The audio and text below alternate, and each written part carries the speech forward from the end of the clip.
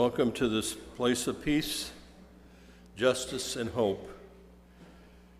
In this Unitarian Universalist congregation, we affirm that no matter who you are, who you love, or where you are in your journey, you are welcome here. For those of you who are joining us online, we are so glad that you're with us. If you're visiting with us today, we invite you to sign our visitor's book in the back. And we invite you to stick around downstairs for our coffee hour. And it will be coffee today rather than lemonade, since we're inside. And it's actually a little bit cooler anyway.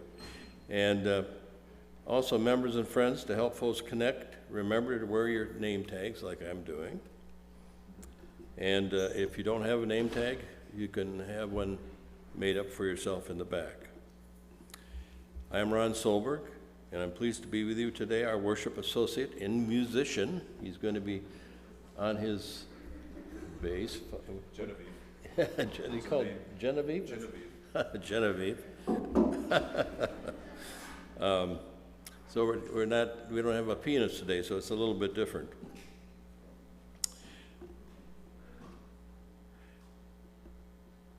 As you're likely to discover, we're in summer service mode, which means that most of our services until late August are created and led by members of the UCH worship team.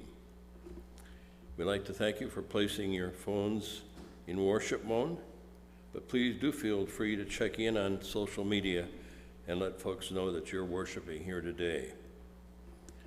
During the regular church year, September through mid-June, we have a robust religious education program, and child care for the little ones is available.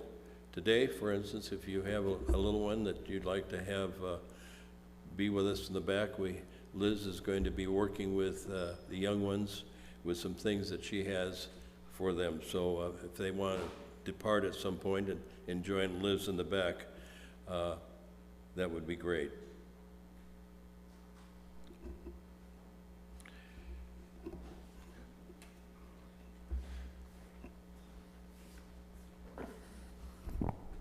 Good morning. Yes, there's always a lot going on around the church, and you can read all about it in News and Notes, okay, which arrives in your inbox every Friday. I so look forward to it. I just like to tear right into that, and it really helps me to stay connected with this community. If you would like to receive News and Notes, stop by the welcome table in the living room, and we'll get you signed up. And if you are available after church today, consider helping out as we're cooking up some meals for the Beds Plus guest at the Summer Respite Center. We'd also like to give a special thanks to Darren Howard today and his membership team for the hosting the meet and greet breakfast. So that was very nice. Thank you, Darren. He's here somewhere. That's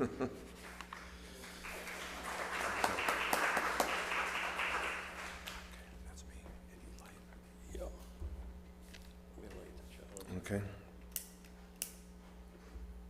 We're going to light the chalice with these words.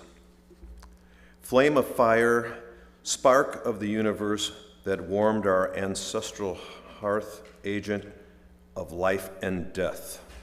Symbol of truth and freedom, we strive to understand ourselves and our earthly home.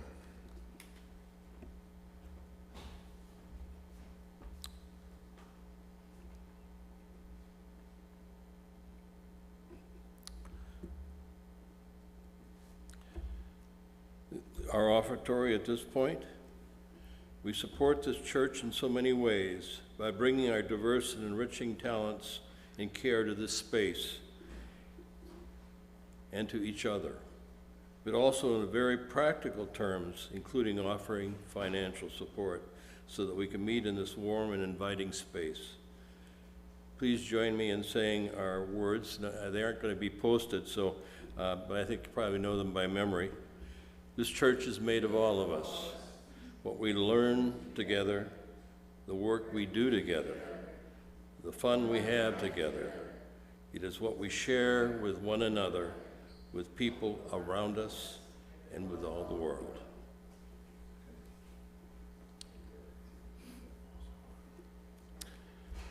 I'd like to have you turn to reading.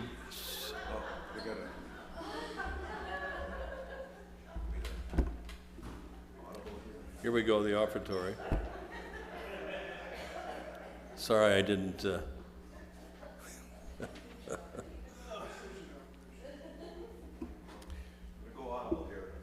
While they're collecting, I'd like to have you turn to 721 reading in your hymnals.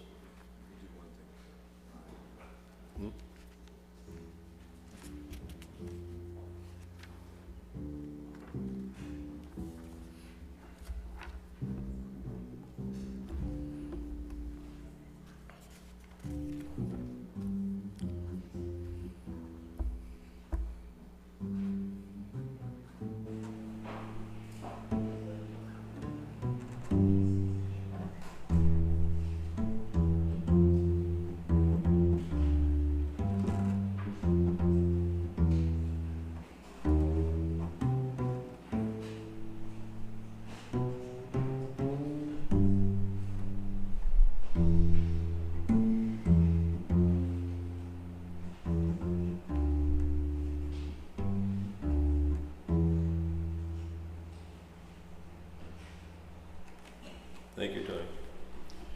721 reads, "They are still with us. They are with us still." I'll read the first part and then you follow with the words in italics.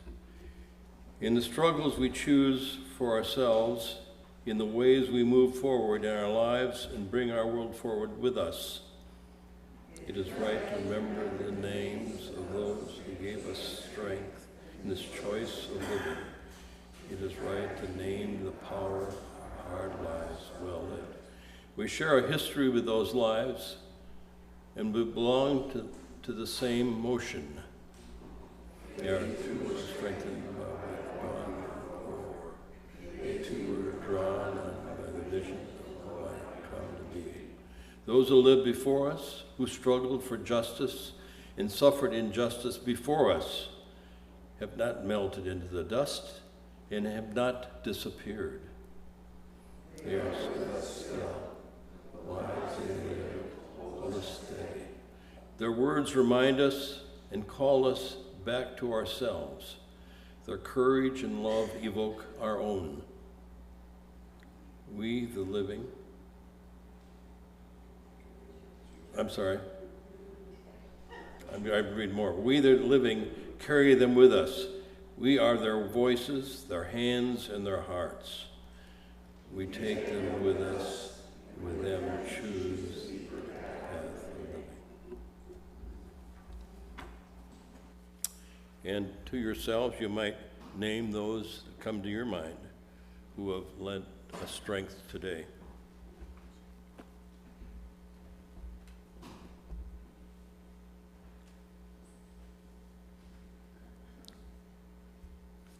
Amazing Grace. I'm going to be singing 4 verses to Amazing Grace, but these are not the verses that you're familiar with. They're written, I wrote them to honor Grace Bagley today, and you'll be singing them later on. They'll be posted up on the screen, but I'm doing it first through and to give you kind of an idea what it might be like.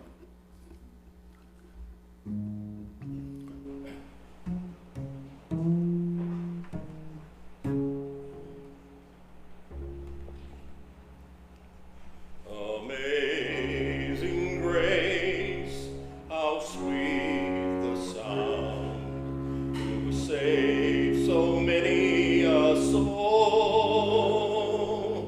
Some were lost, but many she found. Thanks be to grace this day. 'Twas grace who taught our hearts to sing, and grace many a fear relieved.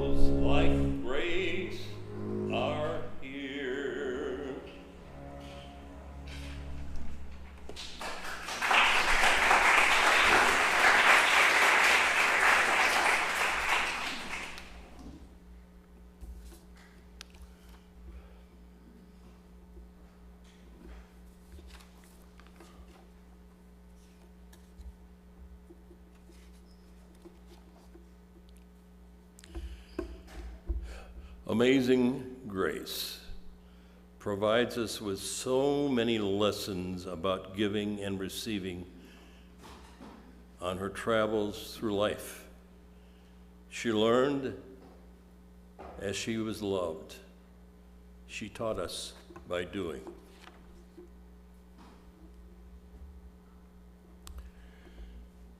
Grace Hodges Bagley, living 1860 to 1944, was an important social reformer, suffragette, author, and early client of Frank Lloyd Wright. And the home that you see there, by the way, it's only a few blocks away from us, is that home that they had built, Frank Lloyd built for them, for Grace and her husband, Fred.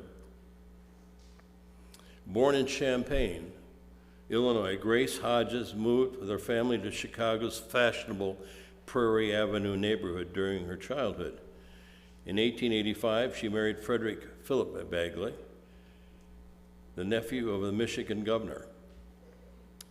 The young couple settled in the near South Side, near Grace's parents.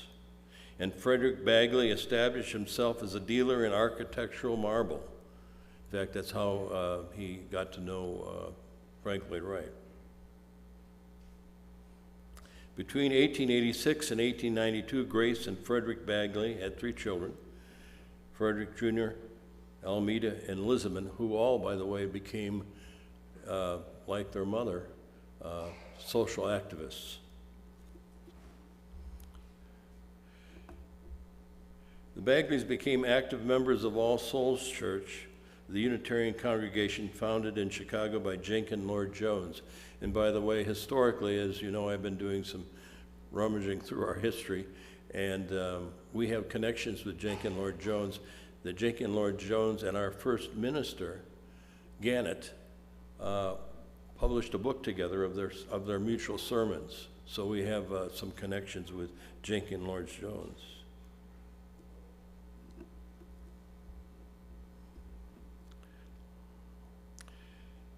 They became members of the All Souls Church with Jenkins Lord Jones. Family connections were important to the young architect, Frank Lloyd Wright. And by the way, Jenkins Lord Jones was the uncle to Frank Lloyd Wright. So the connections continue. Family connections were important to the young architect as he was then launching his own solo practice. The Bagleys shared Jenkins Lord Jones and Wright's progressive points of view. And this is a picture of the original building. And what's kind of interesting, it was open for touring some time ago, and it probably will be again. But you see that little portion off to the left there of the house, kind of a octagonal place. They had so many posters and things, and so actually some of them you'll be seeing today, but some of them featured this church. And so I don't think that the Bagleys actually attended this church, or maybe they attended, but they weren't members, but they certainly were affiliated with so many of the things that this church was doing at the time.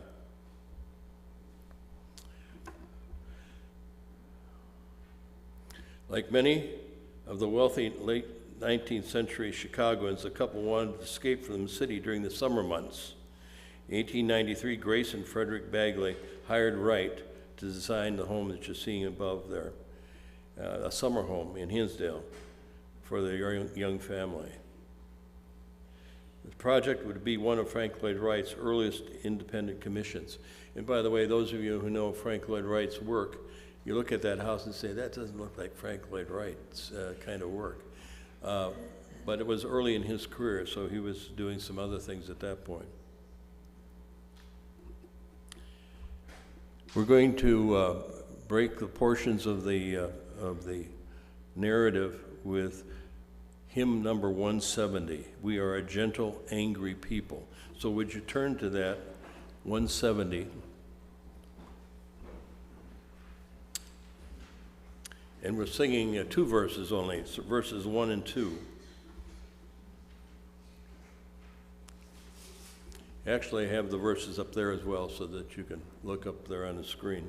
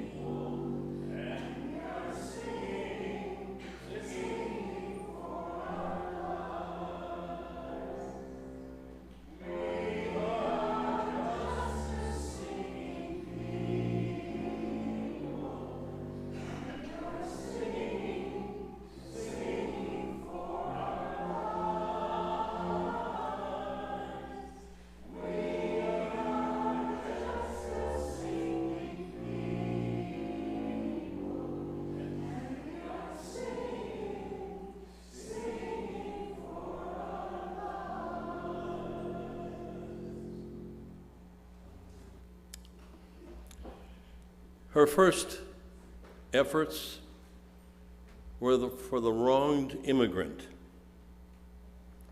Between the 1880s and 1950, well over 15 million immigrants arrived in America. Most settled in America's major influential cities and quickly faced extraordinary challenges.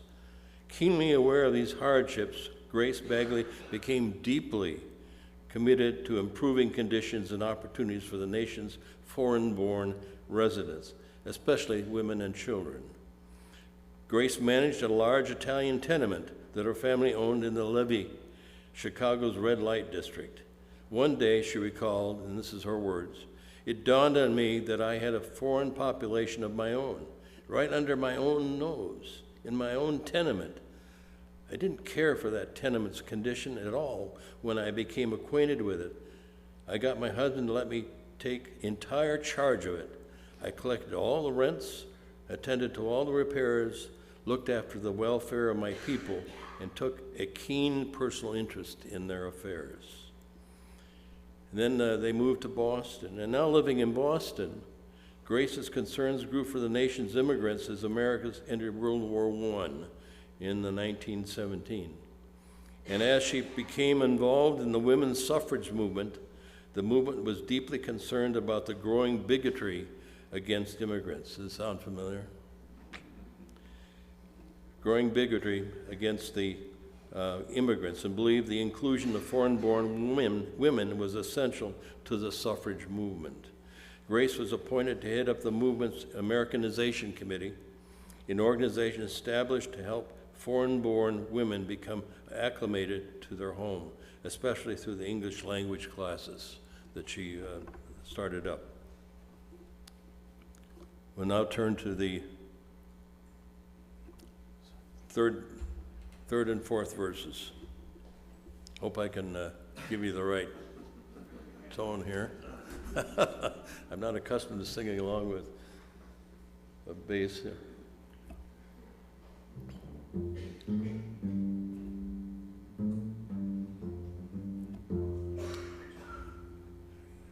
We are young, old,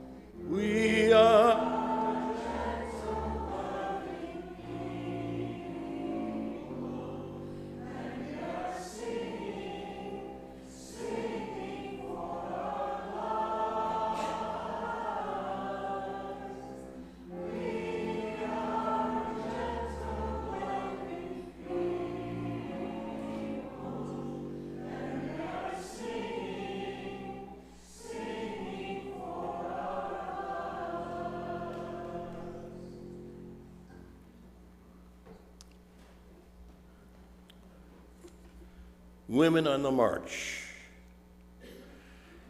With war upon us, our women earnestly long to serve their country, and Americanization is so human, so appealing, so imperative, that suffrage organizations find it opens the doors in places where there is indifference to straight suffrage. And those are words by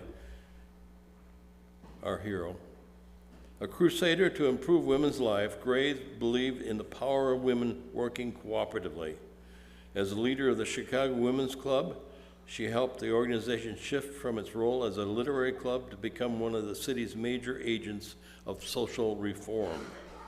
And in 1894, Grace and two other club members nominated Fanny Berner Williams to be the first African-American member of the club.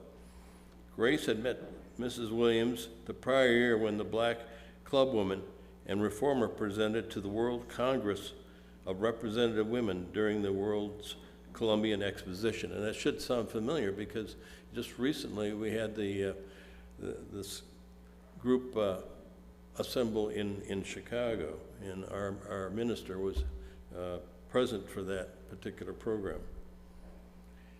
While in Boston, Grace served as a director for many women's rights organizations, eventually contributing to the passage of the 1920 19th Amendment, giving most women the right to vote. Now, I say most because sadly, several women's groups did not receive that vote. The Native American, the Asian American, Latinx, and African American women. And they did not receive the vote until the passage of the extension of the voting rights in 1975. Incredible. Grace's thoughts about the matter.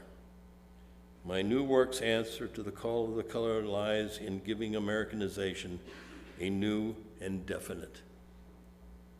defined meaning.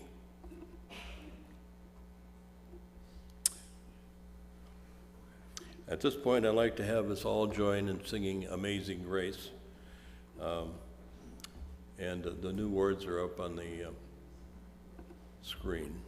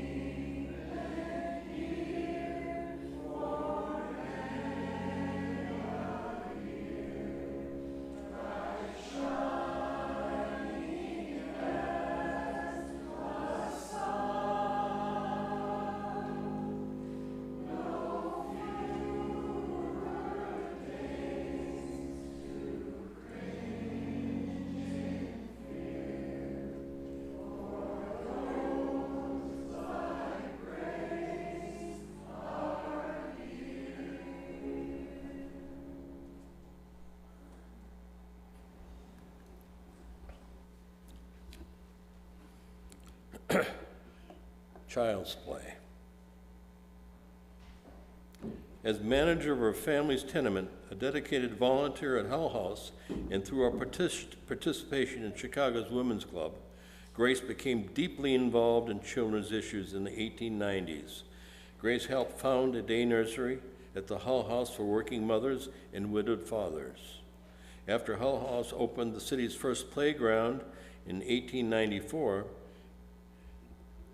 Grace, Jane Addams, and several other prominent reformers formed a committee to establish another playground in the district.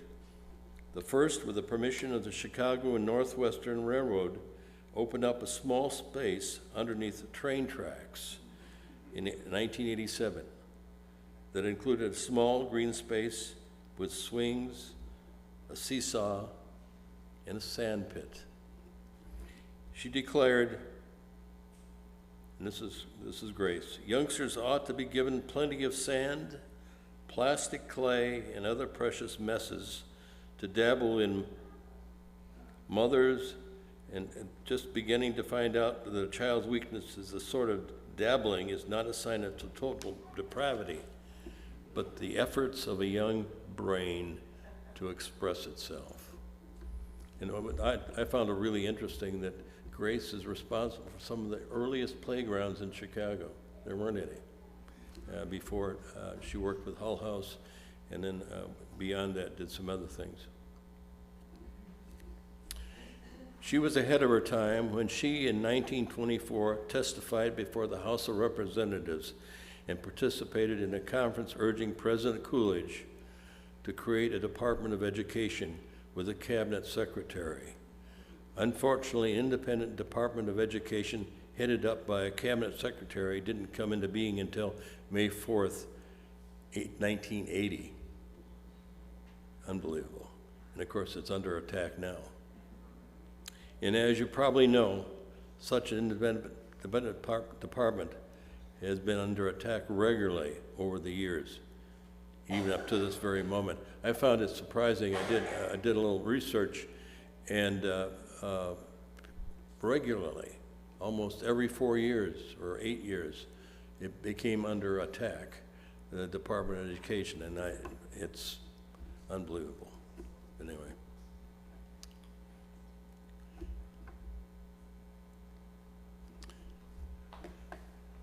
Finally, verses 5 and 6.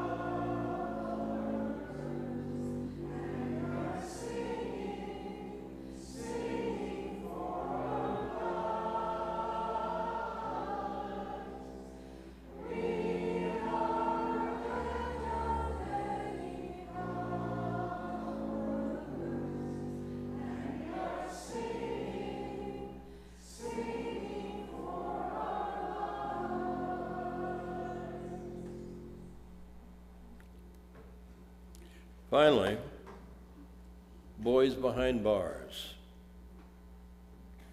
The Chicago Women's Club focused considerable attention on mistreatment of children by the Chicago police. Grace was part of a group that was actually tracking the number of children arrested. It soon became clear that the children arrested were housed in cells at the Bridewell, Chicago prison with adult criminals. In addition, the children were given no daytime educational instruction, and Grace and a well-organized group of club members set out to remedy those problems. Women urged the city for separate accommodations for children in the prison. They also raised money for teaching staff. Over the next few years, they successfully lobbied for passage of the parental school bill and the dependent and delinquent children bill. And in 1899, Chicago created the nation's first juvenile justice court. Believe that. In 1899, the first juvenile court.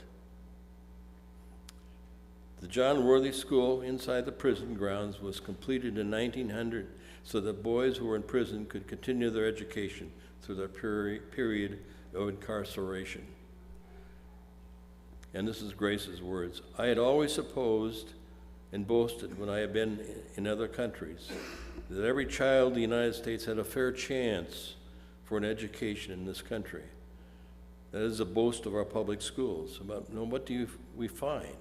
We find that in nearly every state in the Union, there are thousands of children of school age who have practically no educational opportunity.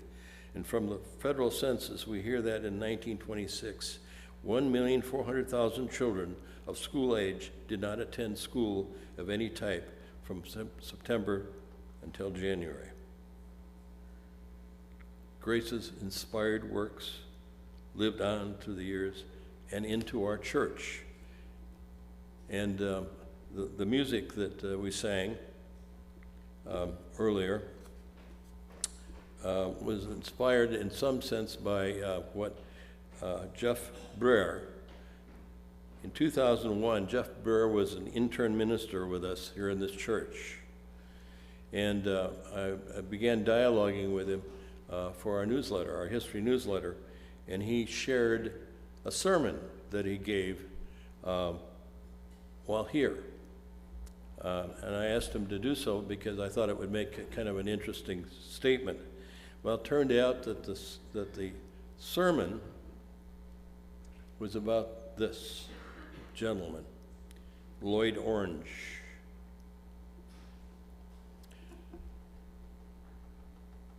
And the name of the sermon was Do Not Disturb. And I don't know that you can see it, but on the right there's kind of a blue patch, and it's Benetton, which is clothing, fashion. And for some reason, and he really took after Benetton for this, but they posted this ad, and for what reason? It wasn't clear whether they were supporting Lloyd Orange, who was being incarcerated for murder, and actually was condemned to execution. But this was all that showed up in the publications, this picture of Lloyd Orange sentenced to death, and then the Benetton tag is there, and Jeff Brewer was really, what's this? Are they supporting his execution? Are they telling us we should know more about this? There was no explanation. This is all that showed up. But anyway, that was sort of the subject of his sermon.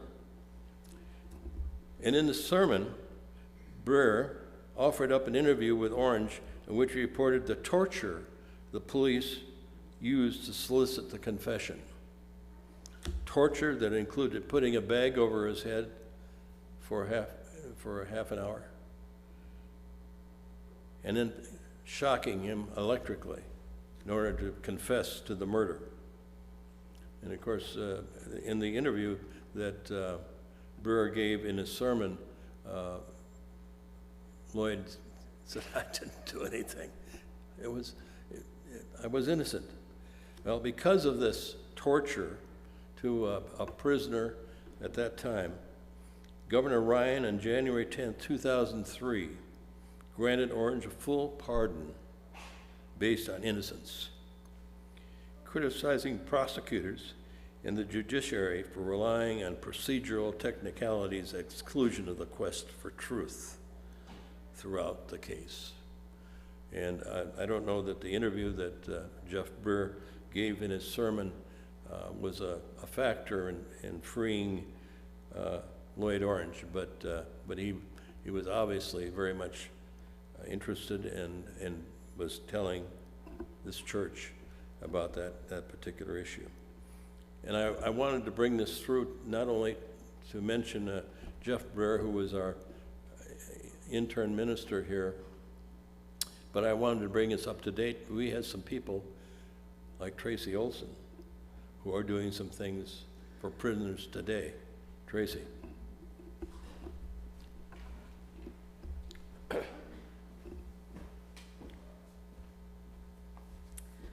Good morning, everyone.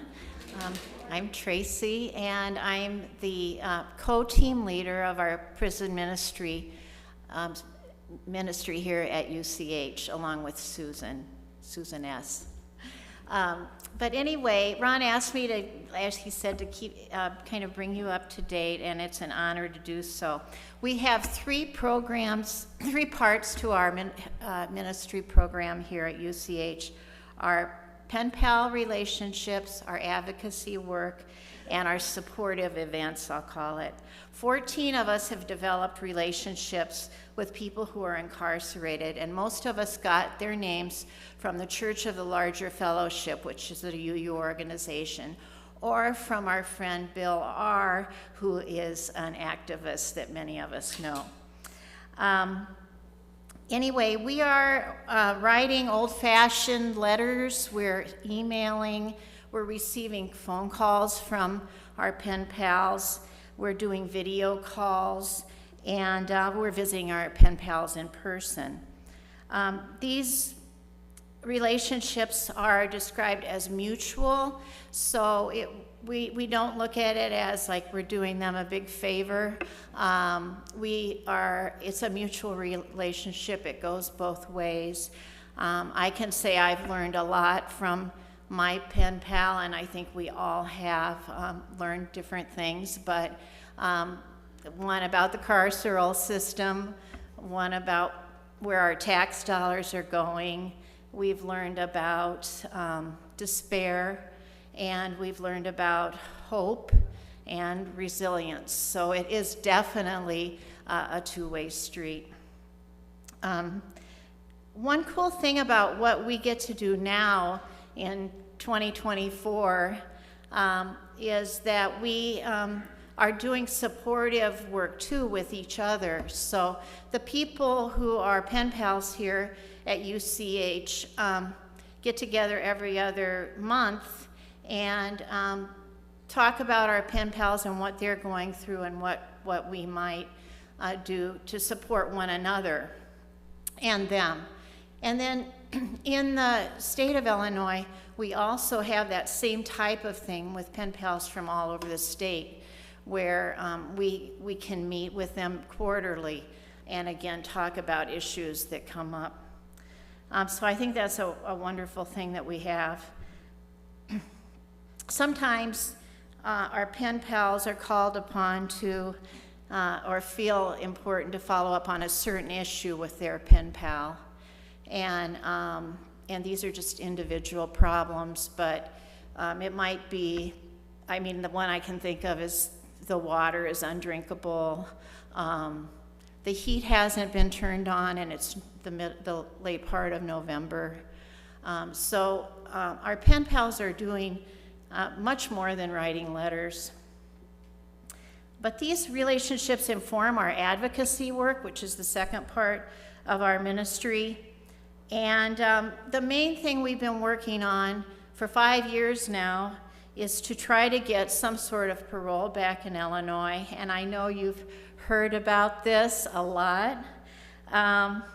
We're advocating for parole opportunities for people who are 55 years or older and have served 25 years.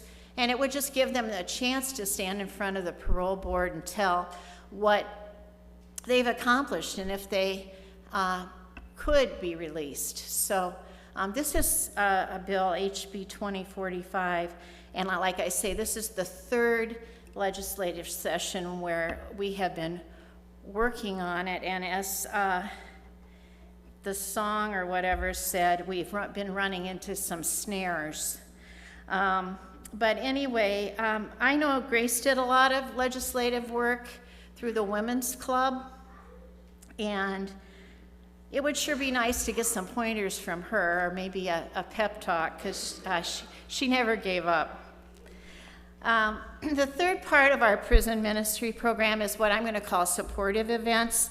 like the book sale that many of you have participated in, where people who are incarcerated choose the books they would like through Books to Prisoners, and then our Fair Isle Books buys those books and then displays them downstairs, and then we buy the books, and then they're transported to Urbana and then delivered to the people who requested the books. So many of you have participated in that. That's been very successful. Another supportive type of event is we also send about 100 holiday cards at the end of the year, and people of all ages in our congregation have been doing that. And just to add on to what Ron said, one of the people we do send a card to every year is actually the person who confessed to the crime that Lloyd Orange was charged for, and this person was his brother-in-law. So we do send a card to him. He's still in prison. So our work is supported by you. We give money each year to pen pals, $20, and that buys stamps and emails, which they have to pay for. So it's not just the 14 people who are writing, it's your prison ministry. I think Grace would feel at home here 100 years later. She'd probably want to be the leader of the prison ministry. She would be so thrilled to learn that Illinois Unitarians have two statewide organizations that connect the churches. So we have UUPMI, the Prison Ministry of Illinois, and we're able to work with people in Carbondale or wherever to talk about prison issues. And UUANI, which is the advocacy group, not just prison related, but connecting all our Illinois congregations. So I can imagine Grace would do a lot with that network. She'd be so thrilled. However, I think she'd be shocked and dismayed to learn that in Illinois we now have incarcerated 10 times the number of people as 100 years ago, even though the population hasn't even doubled during that time. So, kind of depressing. But I will leave on what I think is a positive note, and just a little story that I'd like to relate about my pen pal. Susan and I went to visit our pen pals a couple weeks ago at Stateville, and we were in the visiting room, and there were 6 people and 6 visitors, and Lonnie, my pen pal, said, I'd like to just pause and have you notice something.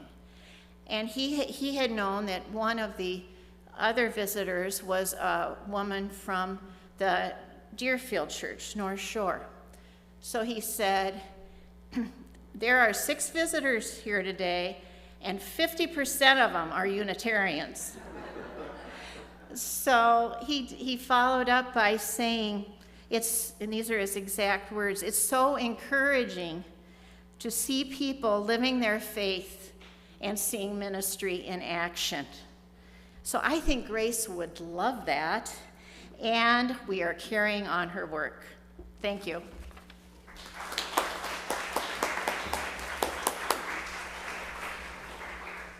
Thank you, amazing Tracy.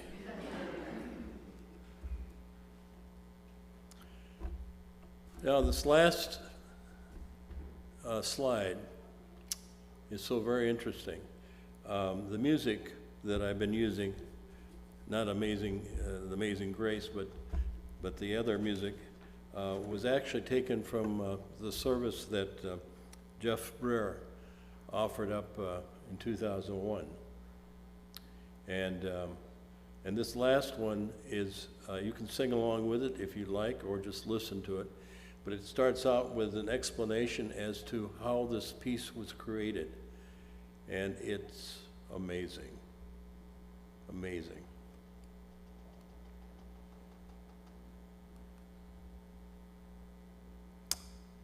Before we do that, I'm going to ask that we extinguish a chalice.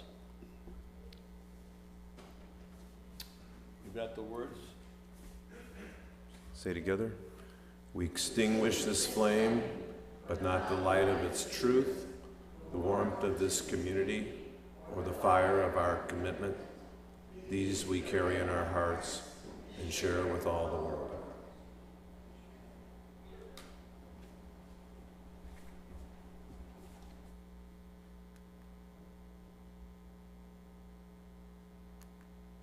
This next song, We Are Gentle Angry People, was written by Holly Near on November 27, 1978, on her way to a vigil for Harvey Milk and Mayor George Moscone following their assassinations earlier that day.